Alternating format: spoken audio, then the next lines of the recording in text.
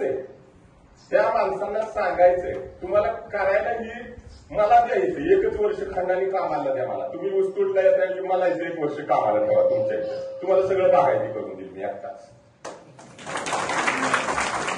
फक्त मला पगार परवडेल का तेवढं लागा.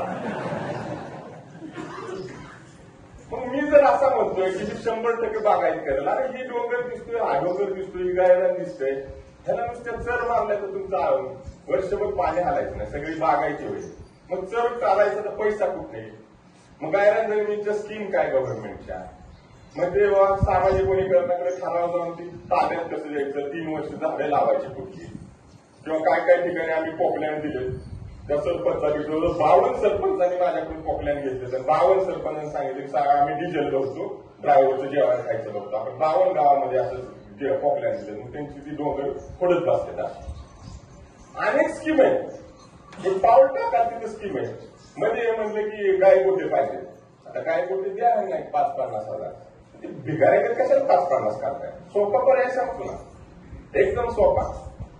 जे आम्ही करायचो पूर्वी, जमीन किती रुपये एकरने, कशी एकर मालाची अंदाजे 10 लाख. ओके, आम्ही ज्यावेळेस 10-12 वर्षापूर्वी मान खटावला हे केलं, तर जमीन होत्या 50,000 रुपये एकरने माळाची. किती होत्या? 50,000. आणि आज जे तुटीला 1 एकराला 3,52,000 देतात, तेव्हा द्यायचे 2 लाख. किती द्यायचे? 50,000 लोक आमच्या बरोबरची कॉलेजची पोरं जमीन घ्यायची, वडिलाला घेऊन द्यायची, 50,000ची जमीन घ्यायची, 2 लाखाचं तुटीचं शेड टाकायचं, 3 वर्ष कसं ना कसं तरी चालवायचं, सगळे पैसे मिळेपर्यंत. आणि त्या तुटीच्या शेडमध्ये ही जेवढं घर आहे तेवढं तुटीचं शेड असायचं, खालचा पाया व्हायचा, वरचा पत्रा टाकून व्हायचा आणि लोखंडाची पोल व्हायची. थोड्या बाजामध्ये राहिला करायचे आणि राहिलेल्या बाजूत गुरु राखायचे. केवढी सोपी आहे. पैसे कुणाचं? पैसे कुणाचं? जमीन कुणाची? काय पाहिजे होतं? एवढंच पाहिजे होतं ना. बघ काय येतं जगात, काय हे सोडून काय येतं, काय लागत नाही, एवढंच होतं. म्हणजे आपली मोकाट पोरं बसली, पाठवा ना. आम्ही श्रमदानाला जायचो, टिकाव टाकल्यावर आम्हाला कळालं की काय अवघड आहे, त्यावेळेस शिकलेलं बरं म्हणून आम्ही इकडे गेलो, कारण आम्ही तिथंच होतो. सगळ्या स्कीम आहेत. ह्या गावात काही करायचं असलं फक्त मेंदू चालवायचं, काही करायचं नाही. पहिल्या टप्प्यामध्ये सरपंचांनी इथल्या लोकांनी 25-25 शेतकऱ्याचं टोळकं करायचं.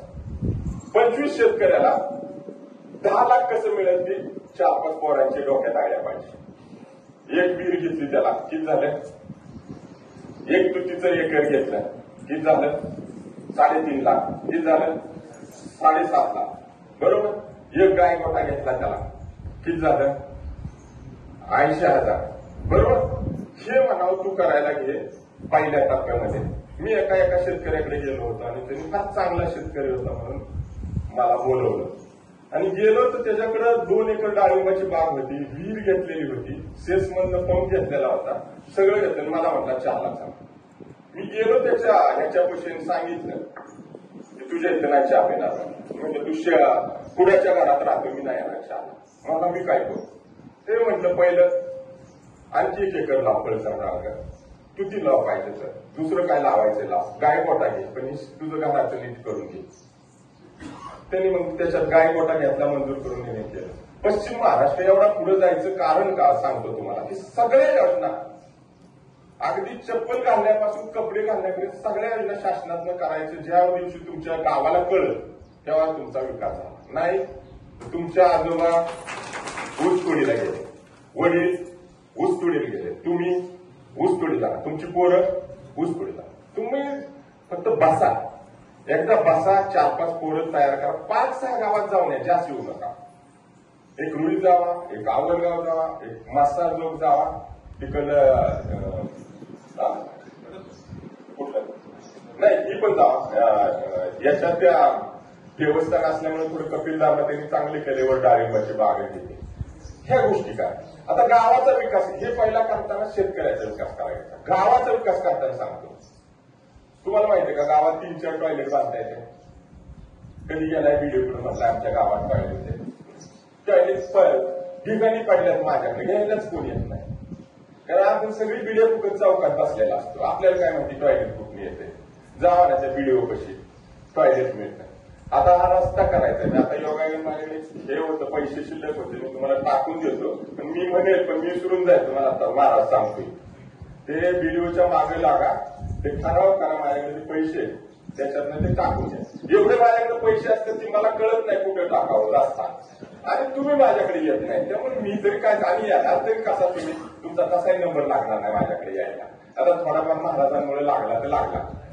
पण आता कोकणगावचे एक सरपंच आहे तिथं, सॉरी कोकणवा, त्या गावामध्ये ह्या वर्षामध्ये माझ्या माहितीने मी हिशोब केला 15 कोटी रुपये आले. बरोबर. शाळेच्या रूम आल्या, अंगणवाडी आली, 3-4 पानंद आल्या, 3.5 कोटीची तुमच्याकडं जल जीवनची स्कीम आली.